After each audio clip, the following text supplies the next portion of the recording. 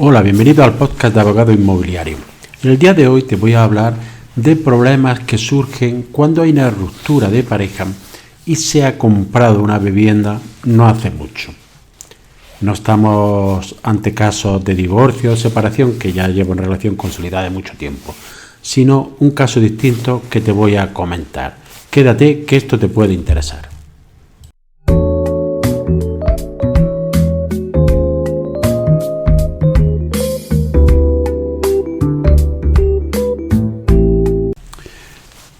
El caso del que partimos, estamos hablando de una pareja joven, dependiendo de la situación laboral, pueden tener trabajo estable, incluso ser funcionarios o tener trabajos temporales o incluso uno de ellos no trabajar o haber estado trabajando y actualmente no trabajar debido a la situación del mercado laboral. Es decir, la situación personal puede variar mucho. También debido a la situación y a las tendencias actuales en la sociedad, muchas de estas parejas son parejas de hecho, pero algunas ni siquiera están inscritas en un registro administrativo. Es decir, no han contraído matrimonio ni civil, ni religioso, ni canónico, ni nada, pero tampoco se han inscrito en el registro de parejas de hecho. Esto puede tener consecuencias fiscales. Por eso yo digo que una vez que tengas una relación consolidada con tu pareja, es conveniente a efectos fiscales, también a efectos de herencia, a efectos de posibles pensiones de viudedad, etcétera, etcétera, es conveniente registrarse. Si tú no quieres casarte, al menos regístrate en el registro de parejas de hecho de tu comunidad autónoma, porque puedes tener importantes ventajas y evitar consecuencias indeseables en un futuro.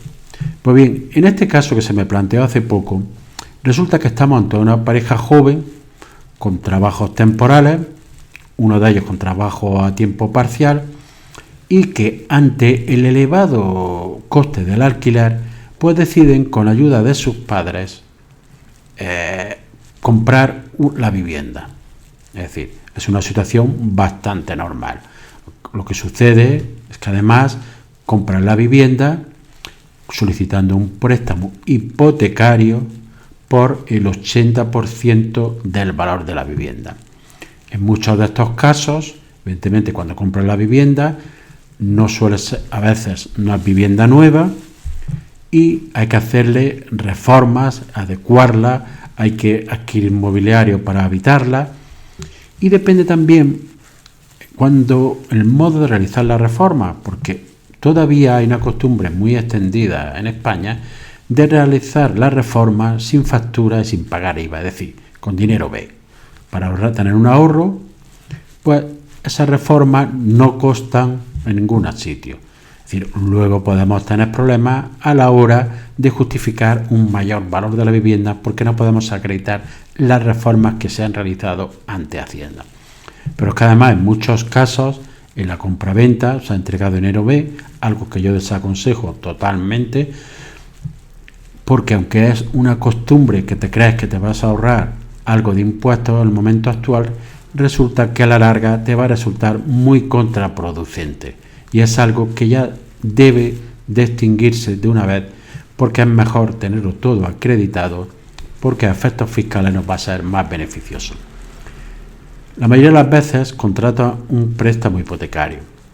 Lo que no saben algunas personas, y que hay que tener en consideración, es que cuando contrata un préstamo hipotecario, la garantía no es solo la vivienda.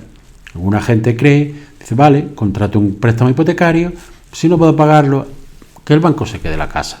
No es así. La primera garantía que tiene un préstamo hipotecario es la garantía personal.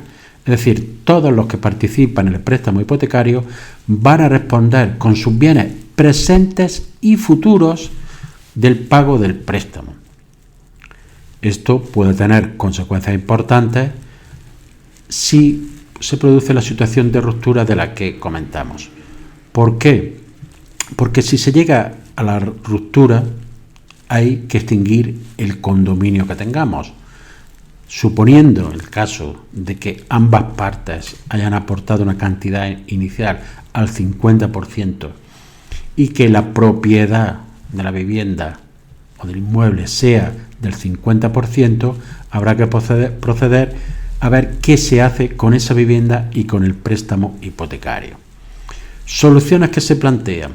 Pueden plantearse la venta de la vivienda, es decir, vendemos la vivienda, se liquida el préstamo hipotecario, con la cantidad evidentemente, o bien se subroga al comprador, o bien el comprador se abona, retiene la cantidad y liquida el préstamo hipotecario. Pueden darse varias soluciones. En este caso va a haber menos problemas porque lo que se obtenga por la vivienda, una vez pagados todos los gastos, se repartirá al 50%. Siempre, como digo, que entre la pareja no se hayan hecho aportaciones diferentes de las cuales cabrá descontar, y siempre que estas se pueden acreditar. Por ejemplo, porque muchas veces la compra de mobiliario, la realización de reformas, que tu padre me ha prestado dinero y no lo ha hecho otra vez con entrega en mano, etcétera, etcétera, es muy frecuente en relación entre padre e hijo. Por eso siempre, si se va a una donación, se le va a entregar dinero al hijo, en la mayoría de las comunidades autónomas, las donaciones, si se hacen a través de escritura pública, muchas de ellas están exentas. Hay que comprobar el coste fiscal que tiene en cada comunidad autónoma, pero muchas están exentas. O se paga una cantidad mínima de impuestos de donación cuando estamos hablando de dinero. Por eso siempre todo documentarlo. Y en caso de no ser así, al menos hacer un documento privado firmado por todas las partes en el que consta que se hace una cantidad de dinero o que se le compra por los padres X, etcétera, etcétera. Siempre documentado a la hora de poder justificar esos gastos, la posible reclamación o liquidación que podamos realizar en un futuro. Como comento, si se vende es el menor de los problemas, porque se vende, pasa la propiedad a un tercero, se liquida todo lo que haya pendiente y, como dicen, aquí paz y después gloria. Pero el problema puede suceder que una de las partes se quiera quedar la vivienda, es decir, tiene una cuota hipotecaria asequible y resulta que los alquileres están ya por encima, en la mayoría de los sitios, de esa cuota hipotecaria, o al menos igual, pero siempre va a tener esa vivienda en propiedad. Pero desea, claro, tiene que pagarle a la otra parte el resultante de la extinción de condominio. Fiscalmente, una operación que no tiene mucho coste. ¿Por qué? Porque no se paga impuesto a transmisiones patrimoniales, sino que lo que se paga es actos jurídicos documentados, que suele rondar el 1% en la mayoría de las comunidades autónomas. Pero el problema puede surgir a la hora de calcular la adjudicación y el valor que se le da a la misma. ¿Por qué? Porque si se han hecho inversiones que no están justificadas, puede resultar un exceso de adjudicación para la parte que se queda la vivienda. Es decir, si pagas más, el valor que tiene es superior al valor de adquisición y no puede justificar ese valor de más, va a tener un exceso de adjudicación, y ese exceso de adjudicación no va a tributar por actos jurídicos documentados, sino que va a tributar por transmisiones patrimoniales, por lo cual aquí va a tener que pagar un tipo que ronda del 6 al 8% dependiendo de la comunidad autónoma. Es decir, hay que estudiar muy bien la operación, tenerlo todo documentado para poder hacer frente a la misma y que el coste fiscal sea el menor posible. Pero surge otro problema que mucha gente no considera a la hora de empezar una operación de compra siendo muy jóvenes y con una estabilidad laboral todavía bastante posible, porque el mercado laboral no es el mismo que el que había hace 40, 50 años, que una persona entraba en una empresa y prácticamente toda su vida estaba en la misma. Es decir, ahora hay mucho cambio de actividad laboral, cambio de empresas, cambio de sectores, etcétera, etcétera. Salvo que seas funcionario, la mayoría de las veces vas a trabajar en varias empresas a lo largo de tu vida. Pero aquí sucede una cuestión, que es si te decides a quedar la vivienda, el problema es que te vas a hacer cargo del préstamo hipotecario. Aquí todo correcto, pagas tu cuota y no hay problema. Pero la parte que va a salir de la propiedad va a exigir que se le quite de la garantía del préstamo hipotecario. Amigo, y aquí entramos ya en otra discusión, porque ya no va a depender de las partes, va a depender del banco que quiera sacar a una de las partes del préstamo hipotecario.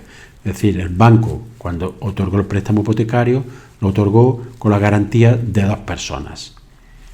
Y ahora, si una de ellas se va a quedar la vivienda y la otra va a salir de esa propiedad, el banco muchas veces va a mostrar su recelo a perder esa garantía. Y en la mayoría de los casos, salvo que tú seas una persona que tengas una buena nómina, que tenga, por ejemplo, un funcionario que gane un sueldo bueno o que trabaje en una empresa donde lleva ya un tiempo fijo y que tiene un salario alto y una profesión en donde casi nunca te va a faltar el trabajo, el banco por regla general te va a exigir otra garantía. También va a depender de que tú tengas contratado otro préstamo, porque puede ser muy habitual también que este tipo de personas hayan comprado un coche y estén pagando la denominada letra, es decir, una cuota de un préstamo para la adquisición del vehículo, o que hayan pedido también un préstamo personal para la reforma de la vivienda. Esto es muy habitual. ¿Por qué? Porque las personas actualmente no tienen la capacidad de ahorro que se tenía antiguamente y tampoco saben esperar a que las cosas lleguen a su debido tiempo. Es decir, ahora hay un deseo, hay una inmediatez, que quiero una reforma, la hago, pido un préstamo. Antiguamente, por ejemplo, a mis padres, para hacer una reforma, primero ahorraban, tenían el dinero y luego hacían la reforma. Es decir, la situación hay que verla desde el punto de vista de las personas que la están realizando. Y aquí el banco es el que puede plantear problemas. Lo que te van a exigir en muchas ocasiones es que se preste otro tipo de garantía, presentes una balista o presentes otro bien, dependiendo de lo que tú negocias con el banco. Es decir, la situación puede ser compleja porque ya no solo depende de las partes, entra un tercero que normalmente no va a querer perder esa garantía que tiene y dejando solo a una persona para hacer frente al préstamo. Aunque realmente el banco tiene asegurado el cobro de su préstamo con la vivienda, pero los bancos no quieren casa, lo que quiere es que se le pague el préstamo, porque para un banco que se deje de pagar un préstamo, tenga que iniciar un proceso de recuperación, primero vía amistosa, luego incluso llegar a la ejecución hipotecaria, es muy costoso porque tiene un activo ahí con el cual no le va a sacar rentabilidad y que va a recuperar su dinero a lo mejor en 5, 6, 7 años. El banco lo que quiere es que se le pague su préstamo, no lo que no quiere es quedarse vivienda, máxime cuando la experiencia que hemos tenido anteriormente.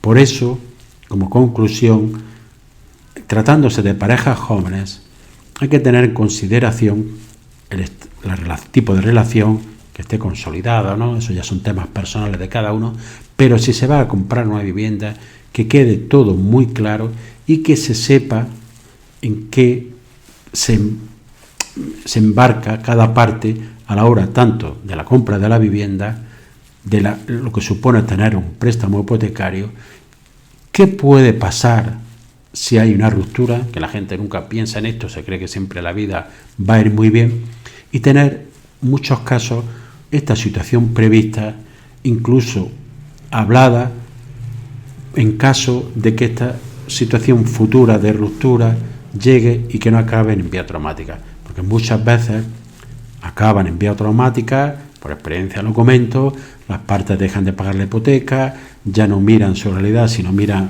hacerse daño de forma personal, las relaciones se vuelven difíciles, no razonan, van de forma irracional a perjudicar más a la otra persona que a solucionar su problema y todo se puede complicar.